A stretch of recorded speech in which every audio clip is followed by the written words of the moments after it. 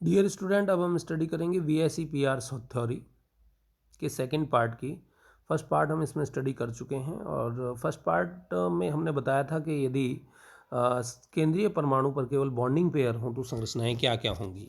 उन्हें एक बार फिर से डिस्कस कर लेते हैं। यदि बॉन्डिंग पेयर 2 हैं तो हमारे पास संरचना रेखीय होगी, यदि 3 हैं तो हमारे पास ट्रायगोनल प्लेनर होगी, यदि 4 हैं तो हमारे पास चतुष्फलकीय संरचना होगी, और यदि 5 हैं, जहाँ से 5 स्टार्ट हो जाता है वहाँ से पिरामिड शुरू हो जाएंगे। ठीक है, 5 में से एक पिरामिड ऊपर बनता है और एक नीचे बनता है, तो 5 में से 2 चले गए, 3 बचे, तो 3 क्या बना रहे हैं, ट्रायंगल बना रहे हैं, और एक ऊपर है और एक नीचे है। तो इस प्रकार ये ट्रायगोनल बाइपिरामिडल संरचना बन रही है जिसमें 120 डिग्री और 90 डिग्री के दो एंगल हैं।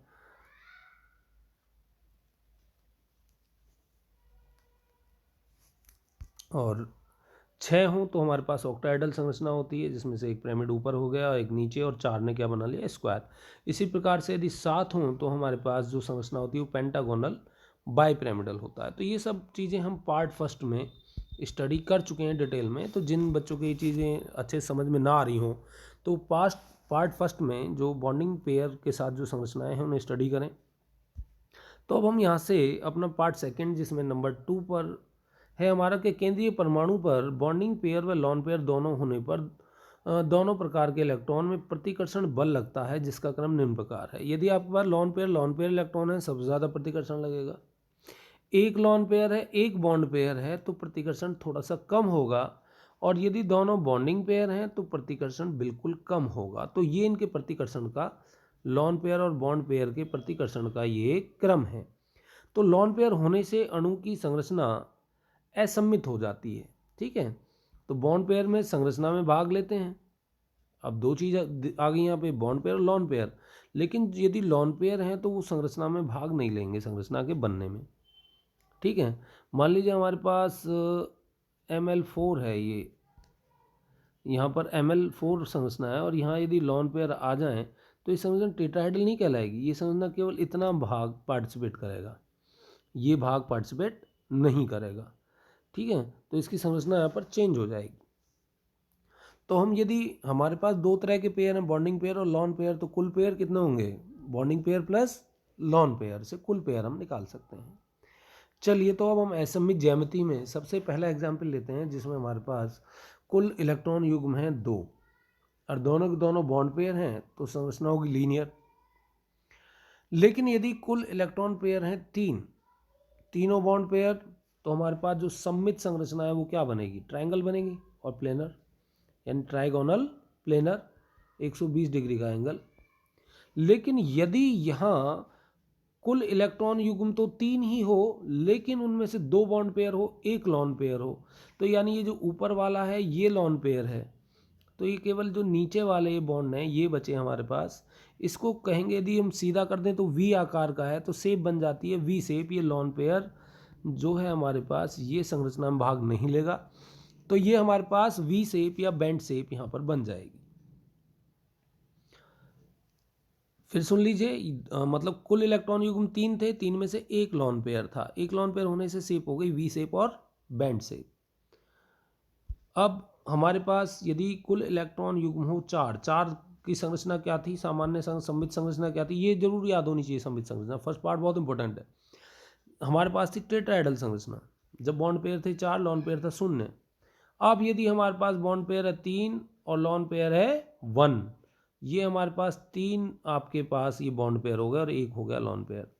तो ये जो पिरामिडल संरचना है हमारी, ठीक है, यहाँ पर ये जो 2 इलेक्ट्रॉन हैं ये यहाँ पर ऐसे इस तरीके से बॉन्ड एंगल बना रहे हैं। ठीक, तो यहाँ यदि हम देखें तो ये जो 4 थे, इस 4 में से ये लॉन पेयर अलग चला गया, तो ये बनता है पिरामिड।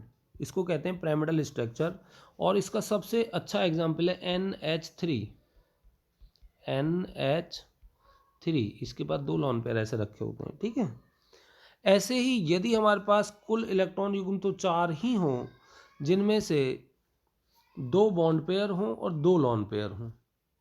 अब 2 बॉन्ड जो हैं ये लॉन पेयर आ गए, तो ये तो संरचना में भाग करेंगे नहीं। अब ये उल्टी शेप हो गई, तो इसको कहेंगे वी शेप और बेंड शेप। और इस वी शेप और बेंड शेप का जो सबसे अच्छा जो एग्जाम्पल है वो है H2O, ऑक्सीजन दो हाइड्रोजन यहाँ पर आ गए, एक लॉन पेयर ये रखा और एक लॉन पेयर ये रखा, तो ये हमारे पास वी शेप और बेंट शेप, कौन है ये? वाटर, H2O, ये वाटर की संरचना है। और ये किससे मिल रही है? ये बॉन्ड पेयर 2 और लॉन पेयर 2, लेकिन कुल पेयर कितने? 4। ठीक है, तो अब कहने का मतलब ये है, इसके बाद हम चलते हैं कि यदि हमारे पास कुल इलेक्ट्रॉन युग्म हो गए 5, उस कंडीशन में संरचना क्या होगी? जैसे हमारे पास ट्राइगोनल बाइपिरामिडल, ये एग्जाम्पल है PCl5 का। ट्राइगोनल बाइपिरामिडल जो एग्जाम्पल है ये है हमारे पास PCl5 का एग्जाम्पल है। यानी जो फास्फोरस है ये 3 Cl तो यहाँ ट्राइंगल में जुड़ी होंगी इस तरीके से, और एक ऊपर और एक नीचे, यानी एक क्लोरीन यहाँ, एक क्लोरीन यहाँ, एक क्लोरीन यहाँ, एक क्लोरीन यहाँ, एक क्लोरीन यहाँ। ये होता है आपका PCl5 ट्राइगोनल बाइपिरामिडल। इसी प्रकार हमारे पास ये अगला एग्जाम्पल है। अगले एग्जाम्पल की यदि हम बात करें तो यहाँ हम देख रहे हैं कि एक लॉन पेयर आ जाने पर 5 हैं, बॉन्डिंग पेयर कितने? 4 हैं, लॉन पेयर कितना? 1 है। तो यहाँ पर यदि आपके पास टोटल आ गया 5, 5 की स्ट्रक्चर क्या होती है भाई 5 की? यदि M यहाँ हो तो 1 2 3 4 एंड 5, यहाँ पर एक में आ गया है लॉन पेयर। संरचना ऐसे ही बनानी है जो सामान्य है, वहाँ एक बॉन्ड बनाने के बाद वहाँ पर 2 इलेक्ट्रॉन आप ऐसे रख देना। तो अब ये जो L बचे आपके, ठीक है, ये जो L बचे, ये 4 बॉन्ड हो गए। 4 किसके होते हैं? टेट्राहेड्रल के, लेकिन टेट्राहेड्रल ये है नहीं, तो ये विकृत चतुष्फलकीय है या डिस्टॉर्टेड टेट्राहेड्रल, डिस्टॉर्टेड टेट्राहेड्रल है ये, ठीक है, डिस्टॉर्टेड टेट्राहेड्रल है। तो इसका एग्जाम्पल आपका SF4 है, डिस्टॉर्टेड टेट्राहेड्रल का। अब हमारे पास जो अगला है, इसमें 3 बॉन्ड पेयर हैं, 2 लॉन पेयर, टोटल आ गया 5। अब यदि यहाँ पर 3 आ रहे हैं ये, तो हमें पता है कि 5 की जो स्ट्रक्चर है वो कुछ इस प्रकार है। हमारे पास 3 तो ट्रायंगल बनाते हैं, 2 ऊपर हैं। अब क्योंकि 3 लॉन पेयर हैं तो ये तीनों के तीनों समतलीय जो संरचना है वहाँ पर आएंगे। अब हमारे पास संरचना में ये जो L हैं एक दूसरे के सीध में आ गए हैं, तो ये रेखीय संरचना है, रेखीय या लीनियर, जो सबसे पहली थी, ठीक है।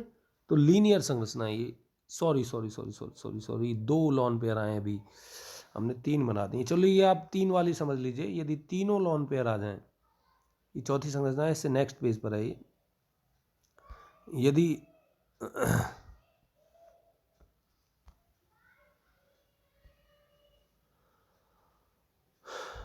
तो लीनियर संरचना कब होगी? जब तीनों लॉन पेयर हो। लेकिन यदि 2 लॉन पेयर हो तो आप देख रहे हैं तो ये पोर्शन कट गया इसका, केवल ये टी की तरह ये पोर्शन बच रहा है, इसलिए इसको कहा गया है टी शेप। और इसके बाद यदि 3 लॉन पेयर आ जाएं तो फिर ये वाली संरचना काम करेगी, ठीक है। तो ये हो गया आपकी लीनियर और रेखीय संरचना। तो इसमें एक और पार्ट है जो यहाँ मैं शायद लिखना भूल गया हूँ, डी पार्ट, या क्रॉप करना रह गया होगा, तो यहाँ पर वो पार्ट भी है। ओके, अब आपके पास है नंबर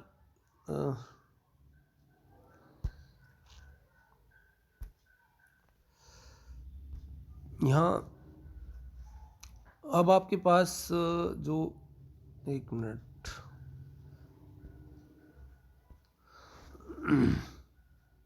अब आपके पास एक ML6 होता है आपका। यदि M यहाँ है तो आपके पास 4 संरचना होंगी, मतलब 4 जो L हैं वो स्क्वायर में होंगे और एक ऊपर और एक नीचे, जो कि सामान्य संरचना है। इसको कहते हैं हम ऑक्टाहेड्रल। क्या कहते हैं इसको? ऑक्टाहेड्रल। और स्क्वायर बाइपिरामिडल भी कहते हैं, क्योंकि एक पिरामिड ऊपर इस तरह से और एक पिरामिड इस तरह से इसमें नीचे बन जाता है। अब कहने का मतलब ये है कि यदि यहाँ पर एक सिंगल भी, यहाँ पर यदि हम देखें कि एक मतलब बॉन्डिंग पेयर कितने हो गए? 5 हो जाएं और एक आ जाए लॉन पेयर, तो उस कंडीशन में जो हमारा जो स्क्वायर था वो स्क्वायर तो यूं का यूं रहेगा। इससे पहली वाली संरचना में जो ट्राइंगल था उसमें आ रहा था लॉन पेयर, इसमें ऊपर और नीचे आता है लॉन पेयर। ठीक है, तो 4 और 1 5। ठीक है, तो यहाँ पर अब देखना आप, एक स्क्वायर तो है ही है और स्क्वायर के नीचे पिरामिड है केवल, तो हम इसको केवल स्क्वायर पायरेमिडल कहेंगे। पायरेमिडल क्या कहेंगे इसको? स्क्वायर पायरेमिडल कहेंगे।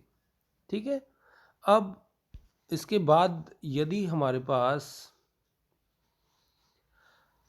बॉन्डिंग पेयर 4 रह जाएं और लॉन पेयर 2, टोटल आ गया 6।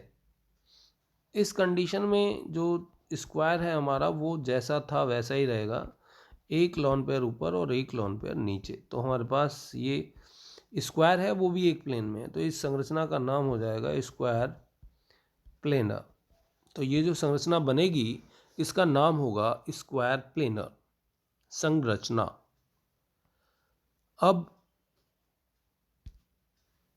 जो नेक्स्ट है हमारे पास,